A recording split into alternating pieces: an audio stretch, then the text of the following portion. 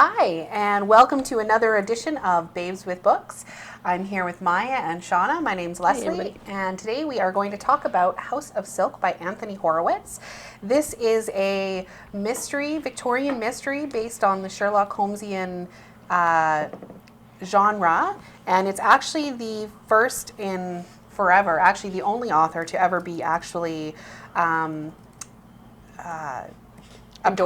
endorsed by the Conan Doyle estate to actually write a book.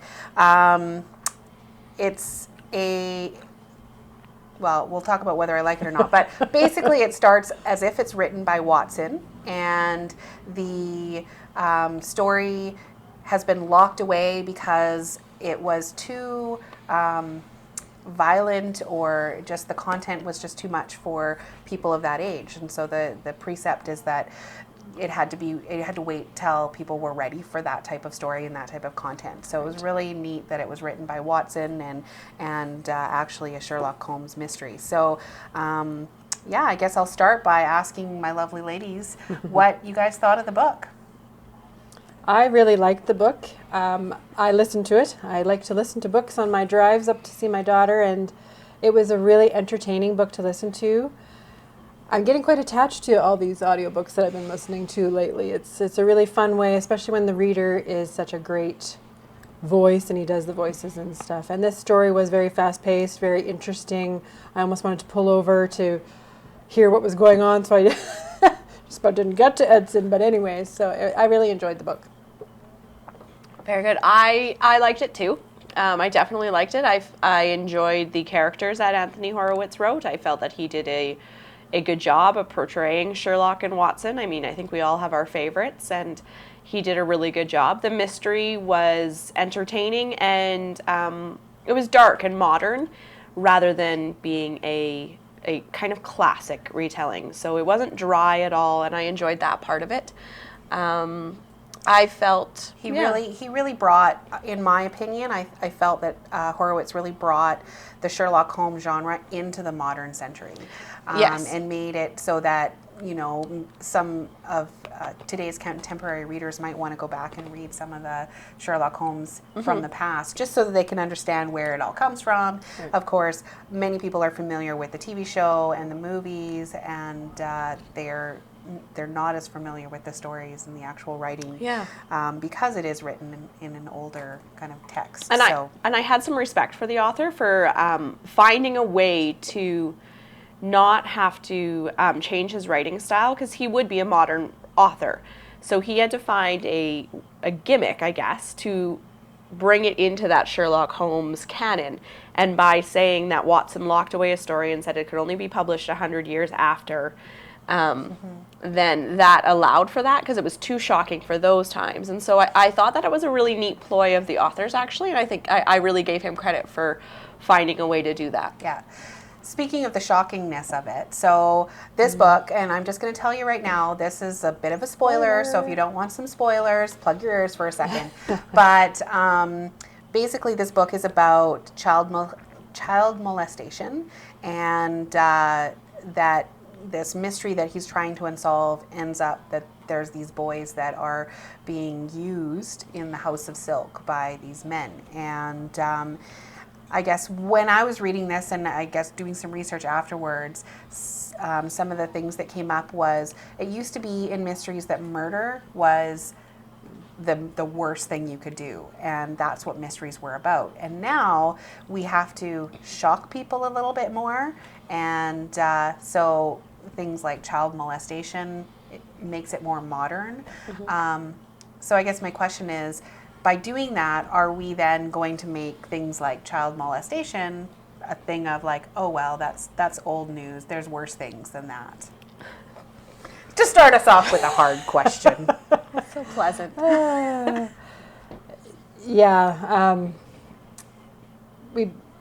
Is society becoming more desensitized? Like, is murder just an everyday thing, so we don't even think twice?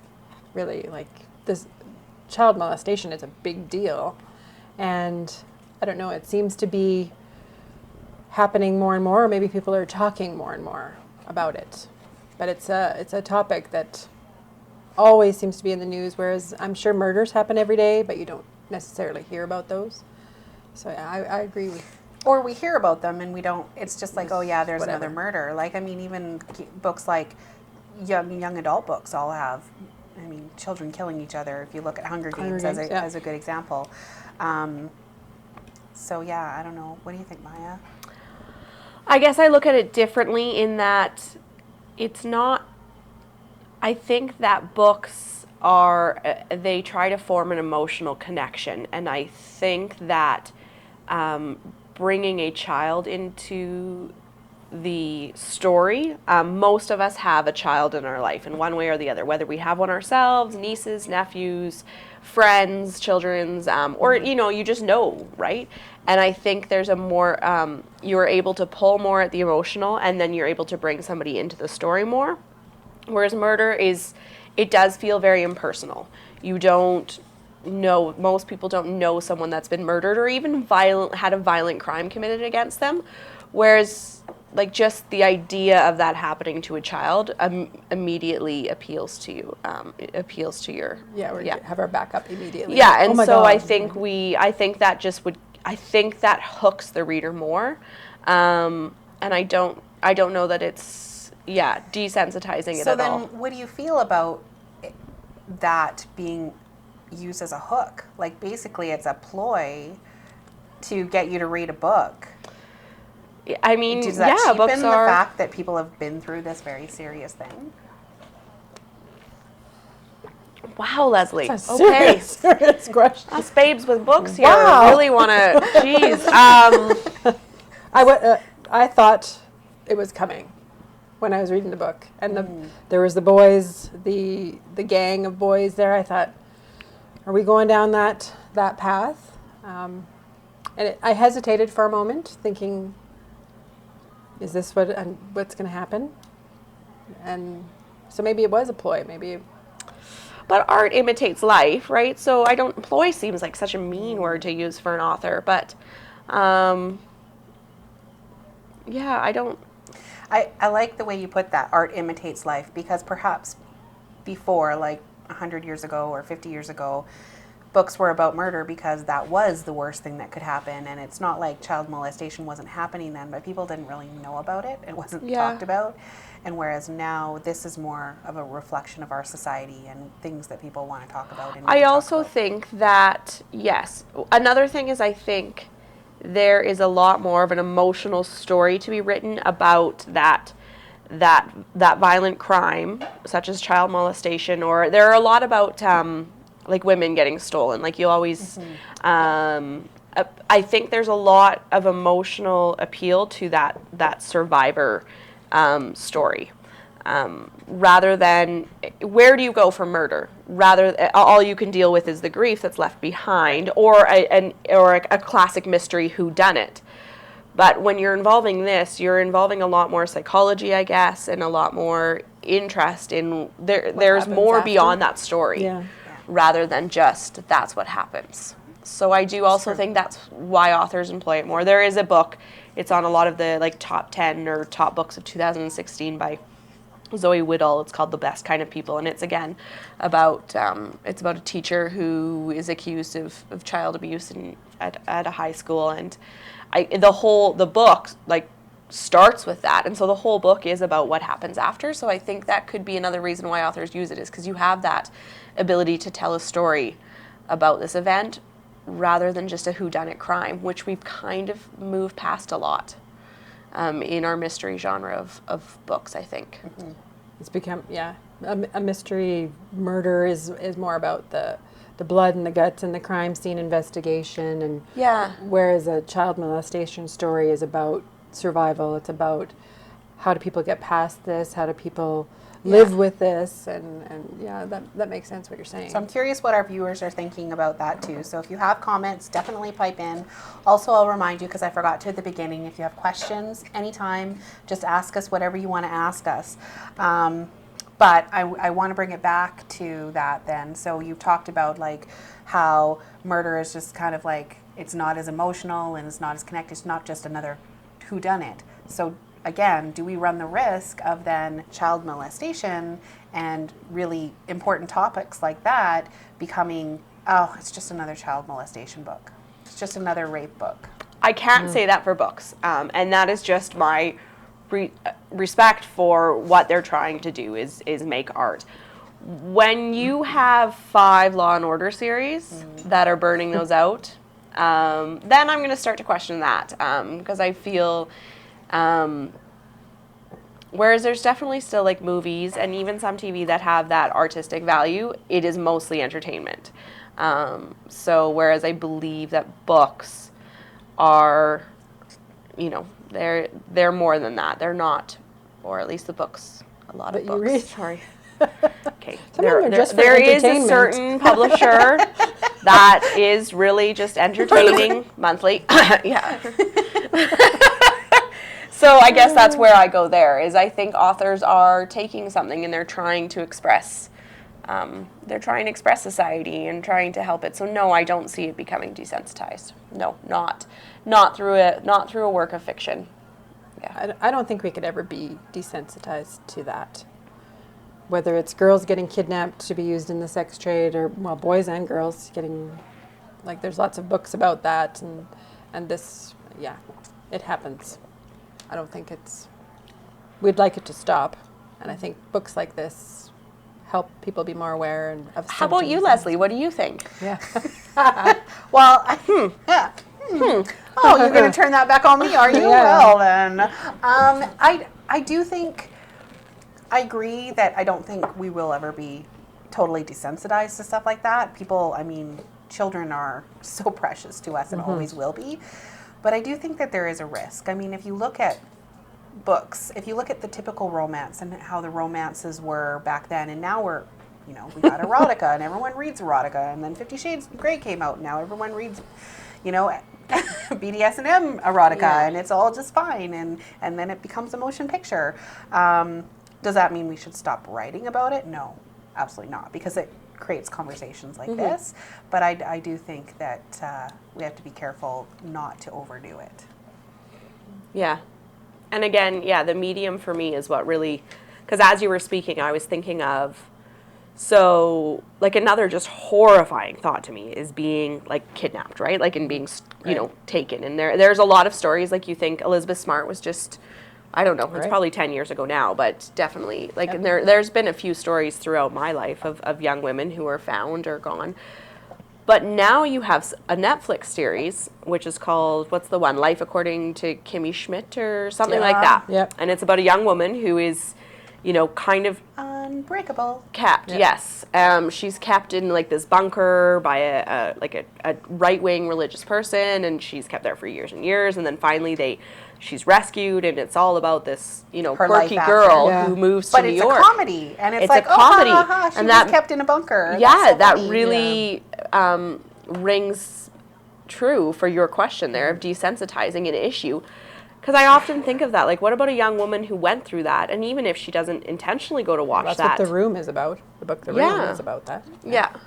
But in a good way, right? Like, that's where I was talking about literature doing something as an art form and then others doing it for entertainment purposes, and that's where I start to worry, is when something does do that for entertainment purposes. So, yeah. Which I've really been all about the book as an art form. So I wanted to ask you guys what you thought of art imitating art. So, like Leslie said in the introduction, Anthony Horowitz was he was hired by the Sherlock Holmes estate to write a book that would be included in the Sherlock Holmes canon. So it is now it is an official part of the Sherlock Holmes sort of line of work. There have been a lot of other books written with Sherlock Holmes as a character. We've talked about movies and TV shows, cartoons, Great Mouse Detective kind of thing. But this book is considered to be a Sherlock Holmes book. And I don't like that idea. I've seen that with other things. They've done it with, and it bothers me that this man who, created something, somebody else gets to say, oh yeah, actually let's let someone else just create that now and we can call it equal. So how do you guys think about that? What did you think of the actual inclusion of this as a part of it rather than just a tribute? I think imitation is the highest form of flattery.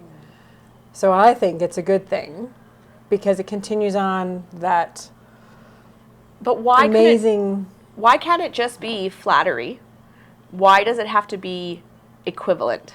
Because they've made his book equivalent. So like Anthony Horowitz and Arthur Conan Doyle both write Sherlock books. Some other authors write books that have Sherlock featured as a character, and that to me is flattery. But he is now on equal footing. According to 200 years from now, if somebody looks it up. Then he's going to live forever, right? Yeah. And for me, it would be if someone decided they're going to do quilts the way I do quilts, I think that's cool. That I've created this brand that's going to live forever, and maybe that's a marketing branding thing that I'm thinking about. Do you quilt? I quilt, yes, I do. Oh, I really like Not to learn often how to enough. quilt. Oh, Sorry, I got There really we go. distracted there. Quilting bee.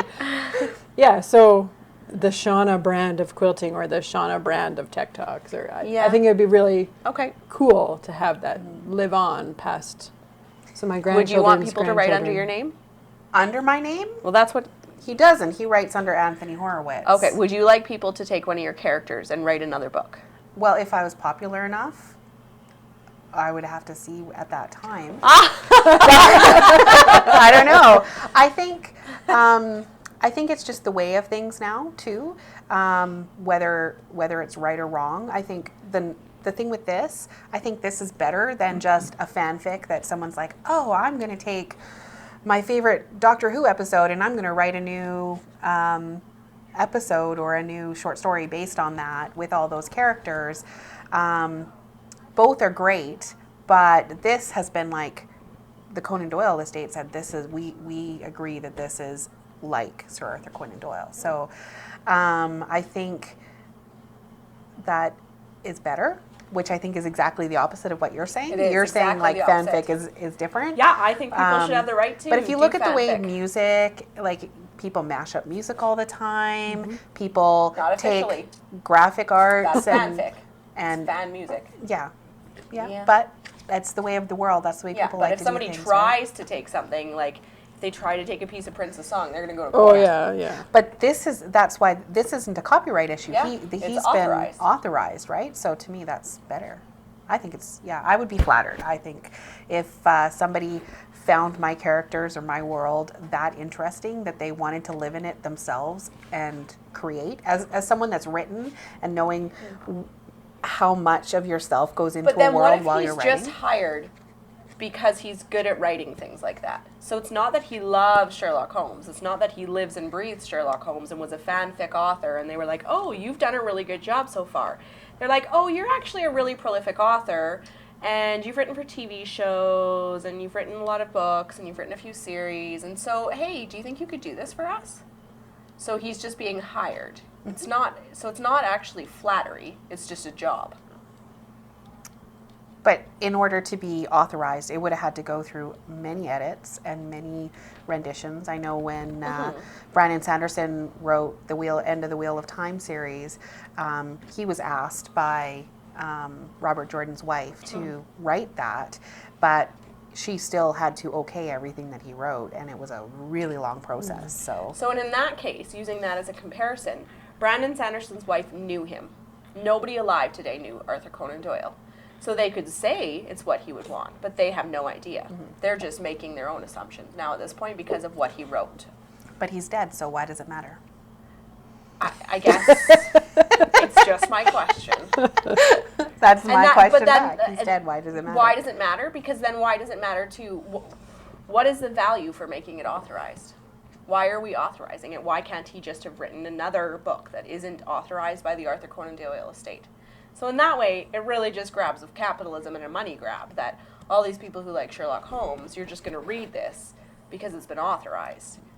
Rather than the other Sherlock Holmes. Because you're not going to let them down, and that brings us to Jason's Yeah, exactly. I was going to say this question actually from online. We have a question that says, how does the writing compare to Arthur Conan Doyle stylistically? So that kind of feeds into what we're talking about. He's been asked, stylistically, how well does it compare with? So in your guys' opinion, what do you think? Have you read? Who's read? I've only read part of one. Okay. So I'm not a very good person to say so, but I thinking, found Arthur Conan Doyle was quite a classic author. So you're looking at like Charles Dickens. You're looking at. It was very literary. very This was a much more matter of modern fact, yeah. writing style. Much more modern. Anthony Horowitz did set out in his author's note at the end of the book, which I always enjoy reading. He set out a set of 10 rules for himself.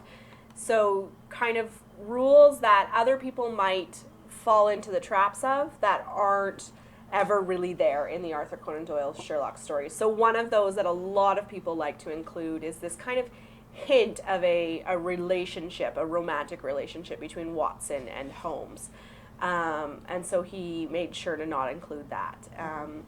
There are other rules in some reviews I've read, and I did notice them for myself too, like no women, and he does stray there a bit. So I don't think that it's a very different writing. It's very different in my opinion.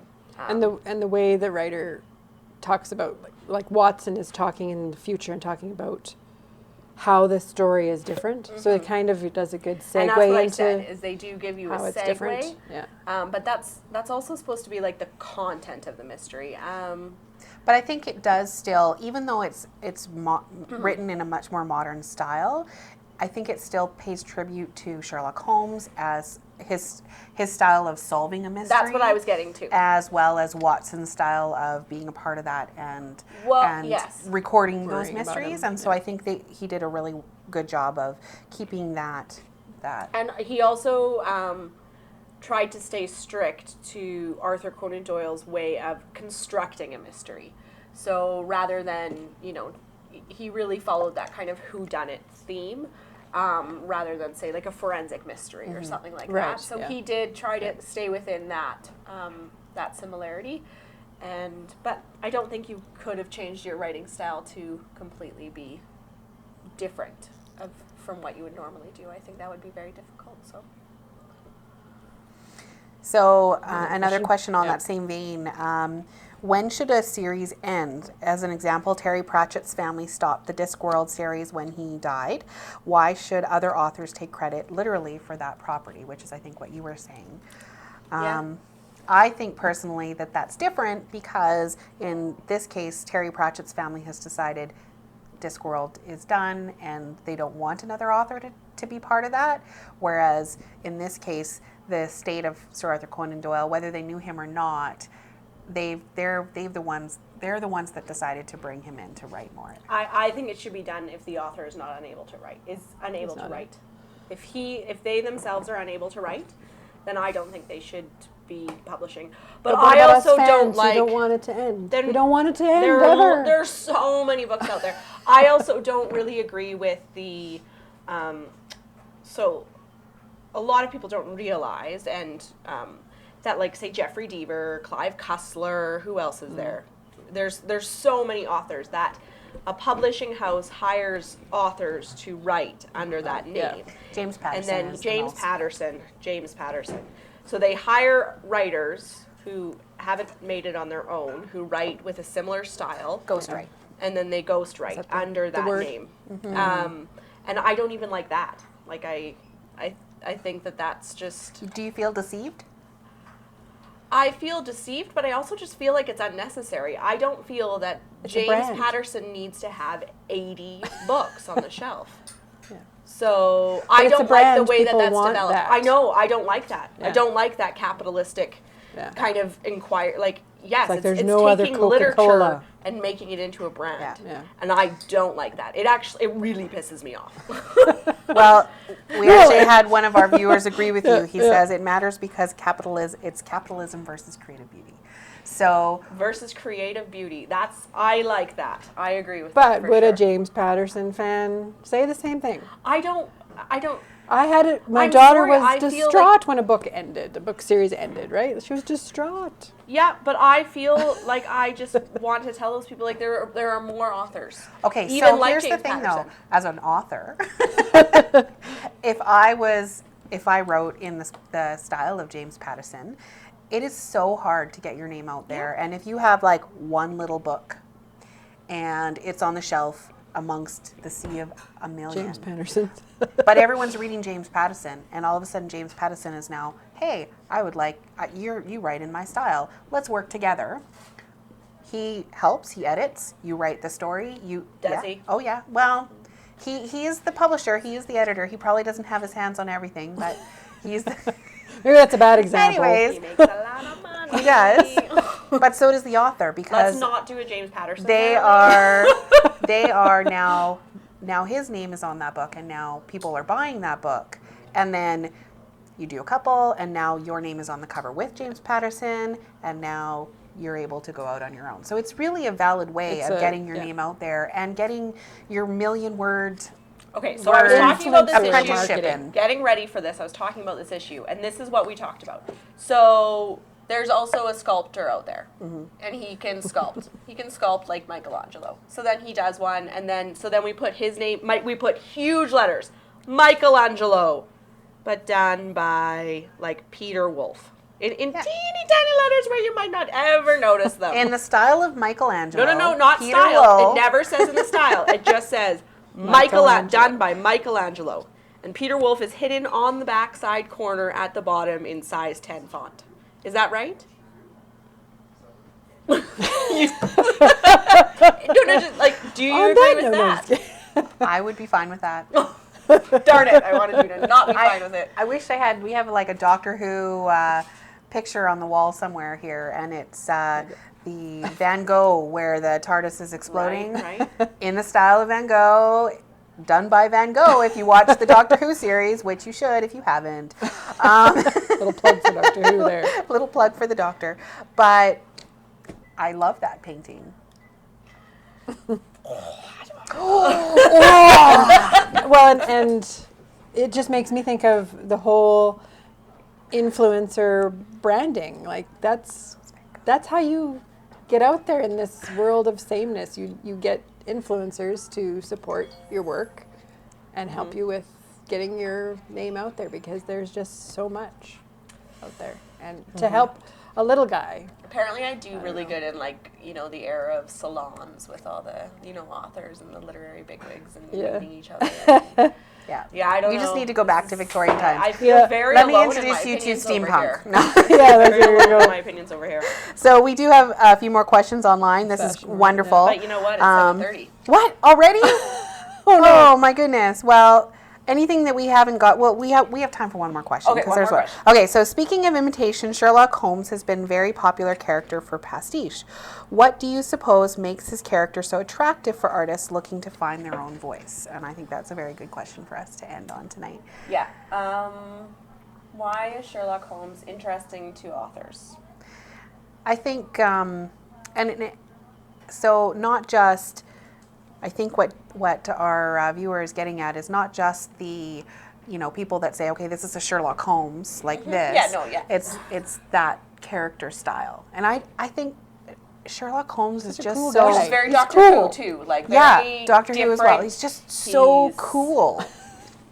The way he analyzes the world. I think we all want brilliant. to be like him. Yeah. We want to be able to view the world the same way that Sherlock Holmes does. I love you that even we see think this that. like slightly demented, like people who are kind of a little out to lunch are these really cool people that we've regarded. I think we like eccentricity, and I think that we all inspire to be individuals. Yeah, I was gonna say. I think Sherlock Holmes is very much an individual, and he's always stood out from the crowd. He is a detective of his own making. He cannot be compared to for his analytical thinking. And I think we all want something that makes us that person. We all want Or something we all that identify in some way. Like, we all feel like we're not really part of the crowd. Yeah. It doesn't matter At one whether time you're or in the not. popular crowd or not. You always feel like you're like on the outside. And he is definitely on the outside. And he doesn't care. Literary wise, I think if you were an author and you were trying to find your voice, I think a mystery can be, it doesn't have to fall that, but it can be very formulaic, right? You present a problem, and then you create the suspense and the drama and the clues, and then you're going to solve it. So there's a very clear beginning and an end. Yep. And so I think that a mystery would be a good place to start, rather than just some, emotional, telling of a story kind of thing that is really just, a tale of the heart. So I think a mystery genre would be, because even fantasy can just be so broad, forever, even, right? Yeah. Yes, and a quest, right? The word quest right there.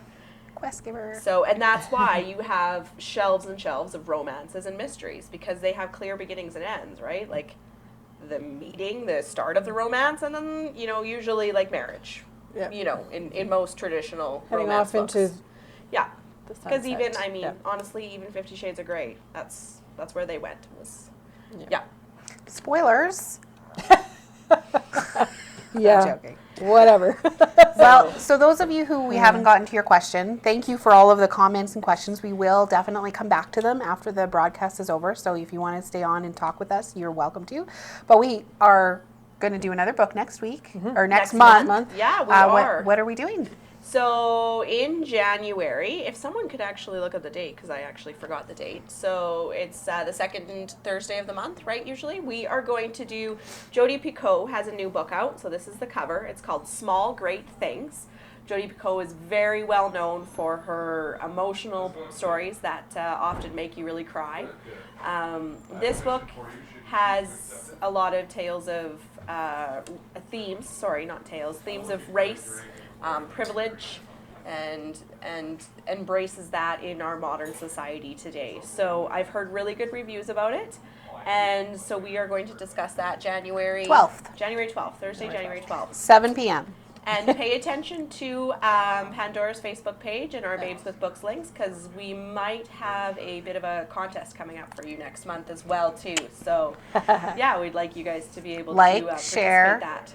Yeah, but we will see you next month. Pick up Small Great Things. It has really good reviews, definitely on all the best of 2016 Good lists. Christmas read. Yes, I've already read it, and I can't wait to discuss it. Oh, lucky. Haven't read it yet. I'll probably listen to it. Have a great holiday, and we will see you in 2017. Merry Christmas. Merry Christmas. See you guys.